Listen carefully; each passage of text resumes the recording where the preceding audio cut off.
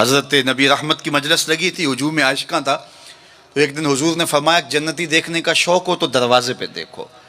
کہتے ہم نے دیکھا ایک بوڑھا شخص ہاتھ میں جوتا پکڑا ہے بائیں ہاتھ میں، اور تازہ آثار وضو اس کی داڑھی پر نمایاں ہیں. تو وہ مسجد میں داخل ہوا. خیر اگلا دن ہوا تو پھر کہا اگر کسی کو جنتی دیکھنے کا شوق ہے تو دروازے پہ دیکھو.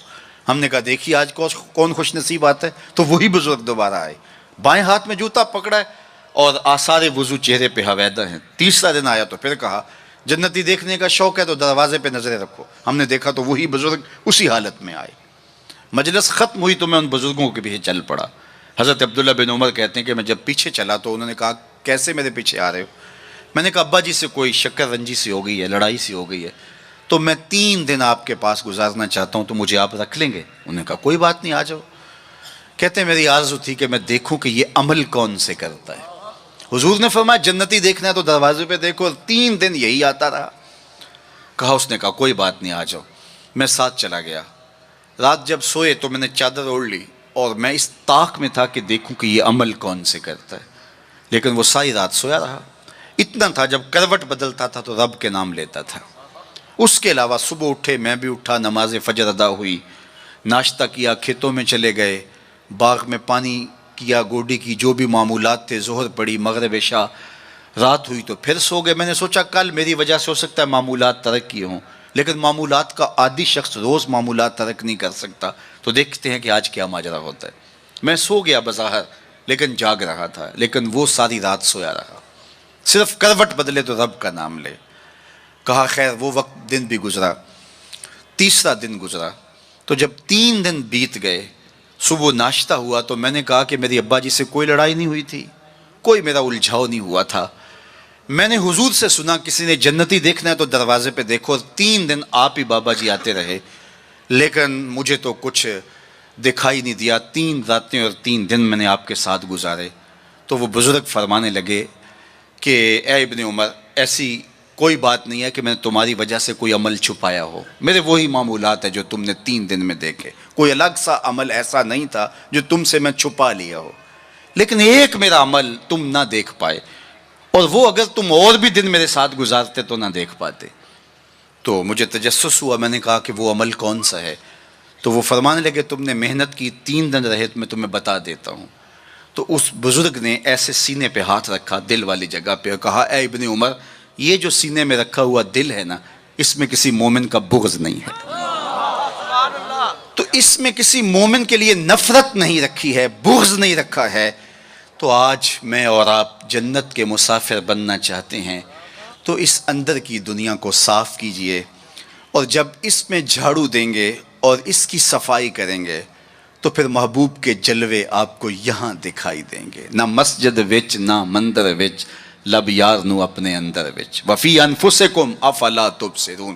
تو آئیے میں اور آپ اپنے باطن کی صفائی کے لیے کوشاں ہوں. زندگی لمحہ لمحہ ٹوٹ رہی ہے، اور میں اور آپ ایک ایک سانس کر کے اپنی زندگی کو توڑ رہے ہیں. یہ اٹھتے ہوئے قدم ہیں، سیدنا علی المرتضیٰ فرماتے ہیں.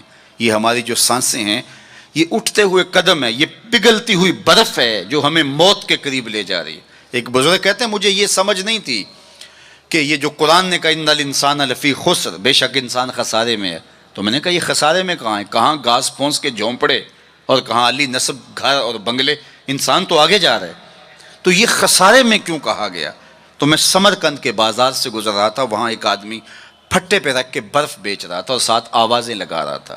آج کل تو یہاں وہ پاپڑ بیچنے والے بھی آوازیں لگاتے ہیں. تو وہ سمرقند کے بازار میں برف رکھ کے بیچ رہا تھا اور ساتھ آواز لگا رہا تھا ارحموا ارحموا علی من یذوب راس مالہ، او گزرنے والو میرے پہ ترس کھاؤ، میں ایسا تاجر ہوں جس کا راس المال پگھلتا چلا جا رہا ہے. کیونکہ برف ایک ایسا سودا ہے جو گاہک کا انتظار نہیں کرتا.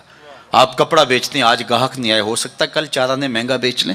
آپ پیٹرول بیچتے ہیں، ہو سکتا ہے پڑا پڑا 6 روپے اوپر چلا جائے، آپ کروڑوں کے فائدے میں چلے جائیں.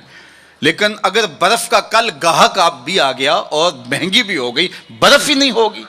تو وہ کہتا ہے لوگوں میرے پہ رحم کرو، مجھ سے برف لو، میں ایسا تاجر ہوں جس کا راس المال پگھلتا چلا جا رہا ہے. ارحموا ارحموا علی من یذوب راس مالہ. تو قدم رک گئے اور کہا کہ مجھے ان الانسان لفی خسر کا ترجمہ سمجھ میں آ گیا. جس طرح تیری برف پگھلتی جا رہی ہے میری زندگی پگھلتی جا رہی ہے، تیری برف قطرہ قطرہ پگھل رہی ہے، میری زندگی سانس سانس پگھل رہی ہے۔ اگر تو اب بیچ لیتا ہے، اس کے بدلے درہم لے لیتا ہے، دینار لے لیتا ہے، پارچہ جات لے لیتا ہے، کوئی جنس لے لیتا ہے، تجھے 4 آنے بچ جائیں گے۔ اور میں بھی ان سانسوں کے بدلے درود پڑھ لیتا ہوں، ان سانسوں کے بدلے نماز پڑھ لیتا ہوں، سانسوں کے بدلے قیام کرتا ہوں، رکوع کرتا ہوں، سجود کرتا ہوں، کسی دکھی کے کام آ جاتا ہوں، کسی پریشان حال کی پریشانی دور کر دیتا ہوں، تو یہ میری سانسیں کام آ گئی۔ تو آج وقت ہے، وہ کسی پنجابی شاعر نے کہا تھا نا، آج ساوی نے کھلے راوی نے انج ٹوکا نوکھڑے ٹکڑے نہیں۔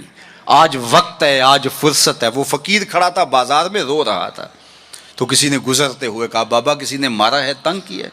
کہا نہیں کوئی ایسا ماجرا نہیں ہوا، ان کے رویے نے رلا دیا۔ کہا کیا مطلب؟ کہا ان کو دنیا میں کھوئے ہوئے دیکھا، دل میں ترس جاگا، تو میرا خیال ہوا ان بندوں کی اور رب کی صلح نہ کروا دوں۔ تو کہا پھر کیا ہوا؟ کہا میں نے اس سے بات کی، آواز آئی لے آ میری چوکھٹ پہ، ایک آنسو سے سارے گناہ معاف کر دوں۔ میں بڑا خوش ہوا، میں ان سے بات کی، یہ الٹا میرا مذاق اڑانے لگے، جا بابا اپنا کام کر، تمہیں کیا پتا ہوتا ہے دنیا اور دنیا داری کیا ہوتی ہے۔ تو وہ تو مان رہے، یہی نہیں مان رہے، تو مجھے اس پہ رونا آ گیا۔ خیر وقت گزر گیا، اگلے دن وہی شخص قبرستان کے قریب سے گزرا، دیکھا وہ فقیر وہاں کھڑا بھی رو رہا تھا۔ کہا بابا بازاروں میں بھی روتا ہے، قبرستانوں میں بھی روتا ہے، آج کیا ماجرا ہے؟ کہا کہانی کل والی ہے۔ کہا کیا مطلب؟ کہا ان سے مایوس ہو گیا تو آج ادھر نکل آیا، اور میرا خیال ہوا آج ان کی اور رب کی صلح کرواؤں۔ تو تجسس سے پوچھا آج کیا بنا؟ کہا آج یہ مان گئے وہ نہیں مانتا، کل وہ مانتا تھا یہ نہیں مان رہے تھے، اور آج یہ مانتے ہیں وہ نہیں مانتا۔ وقت پر کافی ہے قطرہ بھی آب خوش ہنگام کا، جل گیا جب کھیت برسا می تو پھر کس کام کا۔ آئیے میں اور آپ اپنے رب سے اپنے تعلق کو جوڑ لیں، اپنی زندگی کو کبھی بھی نماز سے محروم نہ رہنے دینا، سونے سے قبل 5 انگلیاں بھی گن لینا اور 5 نمازیں بھی گن لینا۔ اس شخص سے بڑا بدبخت کوئی نہیں ہے جو رب کے حضور سجدہ ریز نہیں ہوتا ہے۔ یہ بد نصیبی ہے کسی شخص کی کہ اس کی پیشانی کو سجدے کا نور نصیب نہ ہو۔ بعض لوگ کہتے ہیں میں نہیں کرتا سجدہ، میں کہتا ہوں تو کون ہے بدبخت، تجھے رب اپنی چوکھٹ پہ بلاتا ہی نہیں۔ اتنا بد نصیب ہو گیا ہے کہ تجھے دھتکار دیا گیا، حی علی الصلاح حی علی الفلاح، 5 وقت صدائے دل نواز سنتا ہے لیکن تیرے قدم نہیں اٹھتے، تجھے توفیق نصیب نہیں ہوتی۔ اس سے معافی مانگ اور اپنی زندگی کو سجدوں سے آباد کر۔ مخلوق خدا کے ساتھ شفقت یہ اللہ اور اس کے رسول کی قربت کا ذریعہ ہے۔ میرے والد گرامی فرمایا کرتے تھے اگر تم چاہو کہ حضور تم سے پیار کریں تو حضور کی امت سے پیار کیا کرو۔ آپ کسی کے بچے کی گال سہلائیں، اس کو پیار کریں تو اس کے باپ کے دل میں آپ کے لیے پیار پیدا ہو جاتا ہے۔ تو حضور کی امت سے پیار کریں گے تو حضور تم سے پیار کریں گے۔ اللہ آپ کو سلامت رکھے، دنیا آخرت کی برکتیں آپ کی روحوں میں ڈال دیں۔